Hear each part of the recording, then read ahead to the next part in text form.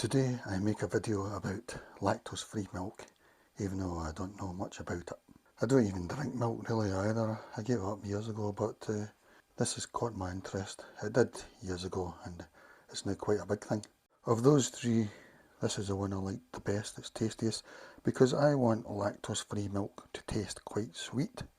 They add lactase enzyme to it, which breaks the lactose down to glucose and galactose, which are both quite sweet tasting, as you know about glucose. These two actually taste like normal milk to me, which to them might be a good thing, but to me I want it to taste sweet. That said, it's got a bit of a funny taste, and I also tasted the Aldi lactose-free one, and I think that was the one that I liked the best. That was sweet and also a pretty nice taste. I mean, it's alright this, but I think I prefer Aldi out of all four of them. I've done a 5-minute Google search, and this is what my brain is telling me. Apparently ethnicity, maybe because you're meant to have a lactase enzyme in your small intestine, and that's what they base it on, and you break down lactose into glucose and galactose in your small intestine. But it seems a lot of people don't have enough of the lactase enzyme, and that might be anything from 0% to 100%. You know, you could have 50% enzyme efficiency or whatever. So, and looking at ethnicity, they're talking about it could be anything from 15% to really 95%. I mean, that might even be 100% for some ethnicities. And so really, taking normal milk doesn't really make much sense, because what happens with the lactose is lactose then ends up just like fibre. You can't digest it, so it goes down your small intestine, and then it goes down into your colon and that, and it feeds microbes down there. So that could maybe be good bacteria, but it might be bad bacteria, but whatever it does, it's just the same as taking a lot of fibre, you know. It might give you wind, but it might just give you bloating, and so if someone is lactose deficient, it means either it'll be very obvious if they've got very little of it, you'll probably react, you know, straight away to a glass of milk or whatever. But most people it probably don't realise, and it'll just be a minor thing. So to take that out of the equation, I think it makes more sense just to take lacto-free milk. Yeah, because there's some sort of supposed constipation helper called lactose, which you're meant to take. A doctor will give you. It's a lot of rubbish, probably. But you've not got the enzyme to break it down, and it's a complex sugar, same as lactose, and that gets down to your colon and that, and the doctor's idea is it's feeding your good flora. And so if you've not got the lactase enzyme, lactose may be the same as lactulose, it's feeding your gut flora, but then you don't know if is it feeding good stuff or bad stuff, or is it creating too big a party? You know, you've got too big a party and all that. So yeah, there you go. A lot of people take semi-skimmed milk, so they're taking a lot of the fat out of it, so you might as well take the lactose out of it as well. And how did I do this? Well, I checked the Arla website, and they say they filter a lot of it out during the process, and then they also add lactase to it, and I'm sure all the others do the same probably. I'm guessing they don't just add lactase to it, because it would mean you'd end up with a lot of glucose and galactose, maybe too sweet, I don't know. Because personally I find lactose-free milk that's still got a lot of the glucose and galactose in it, it's sweeter, and to me it's tastier, you know, being a sweet tooth, and it's quite a nice taste really, a lot nicer than ordinary milk in my opinion. But these two taste like ordinary milk, so I don't know how they've done it, whether they've taken away all the glucose and galactose. It doesn't look like it on, they're all pretty similar in profile for sugars. Sugars, let's look at Asda. I'm looking at 100 millilitres here. Sugars 2.7 grams, so I take that as 2.7%. Sugar per 100 millilitre, 2.6 grams, so I take that as 2.6%.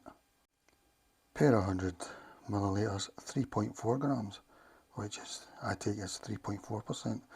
That's surprising because this one, it just tastes like ordinary milk. It's not got that sweet taste to me. For fat, they all seem the same to me. For 100 millilitres, it's 1.5 grams, 1 gram of saturate, and I take that to mean 1.5%. This is my favourite of these ones, so we'll take a look at this one first. My favourite of the four of them is Aldi, but this is my second favourite of these.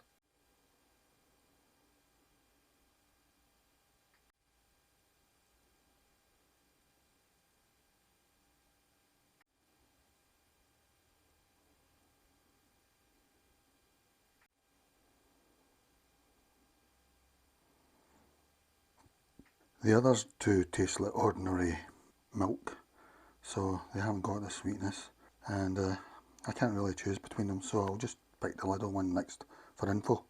Lidl, oh Lidl.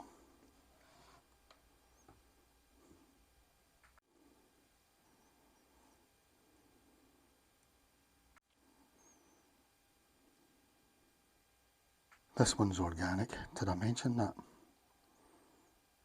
Yeah, I like the packaging of this one, you know, from a green perspective. It's more a cardboard type. Yeah, it's cardboard, yeah. Alright.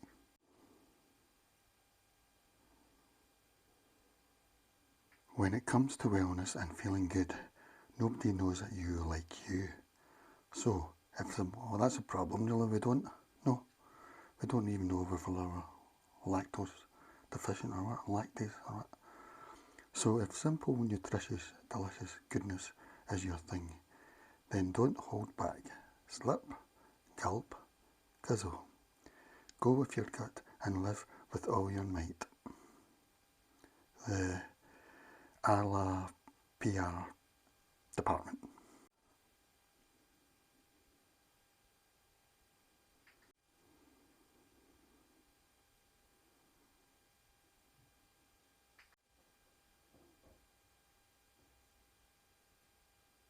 Just some other things I want to talk about. Ultra heat treated. This is like that. These other ones are refrigerated. But I think we should all go for ultra heat treated to save the planet, you know? And it's cheaper as well usually, ultra heat treated, because it doesn't need to be refrigerated. Because you get all these sort of student types, oh, we need to save the planet, I'm going to get my lactose-free milk from the refrigerated department. You know, they don't think about going, the ultra heat treated non-refrigerated aisle isn't cool enough for them, you see. And then I think we should all be heading for organic as well, because you might as well just get that pesticide load off your system, you know, because you need to detox it once it's in your system. So that's good about Arla there. Theirs is organic. The other two weren't, and neither was the Aldi one I had. I don't think I could see any other organic lacto-free at the moment in the big supermarkets. Then of course you've got all your plant-based milk alternatives like coconut and rice, organic coconut and rice from Lidl. That's only about 90 pence. I mean, that's fantastic considering it's organic, and it's pretty nice as well, tasty. And then there's Doug, potato, plant-based and all that.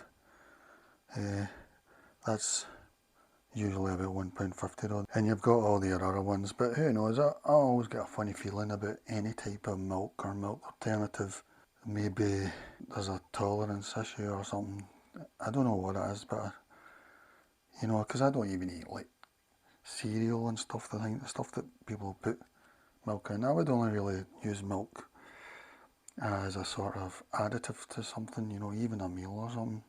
Also, these ones thing me a lot longer, you know, months.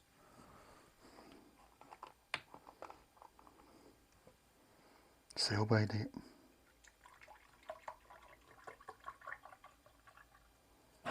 Oops. I'm surprised how long fresh, quote, milk the sell by date is now, because it's what, today's the 3rd of December. I bought that a week ago.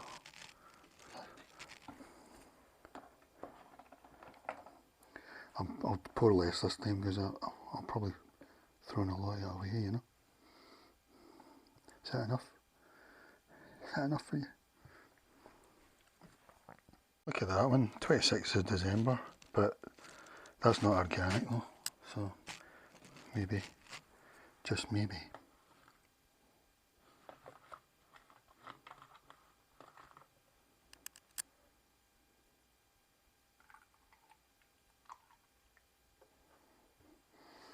Is that good enough here?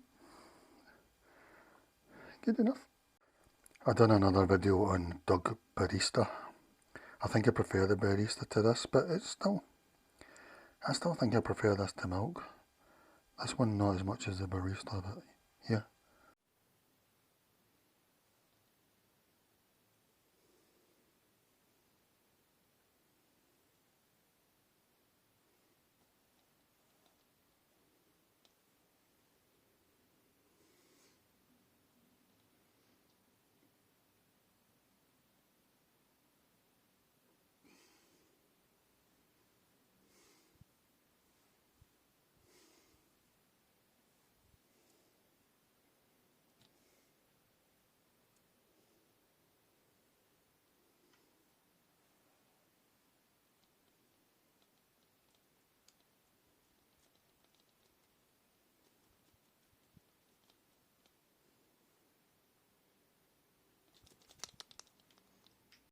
Another idea is to find your favourite milk, buy them all at the same time, keep sampling them all, and you'll probably find out your favourite, you know.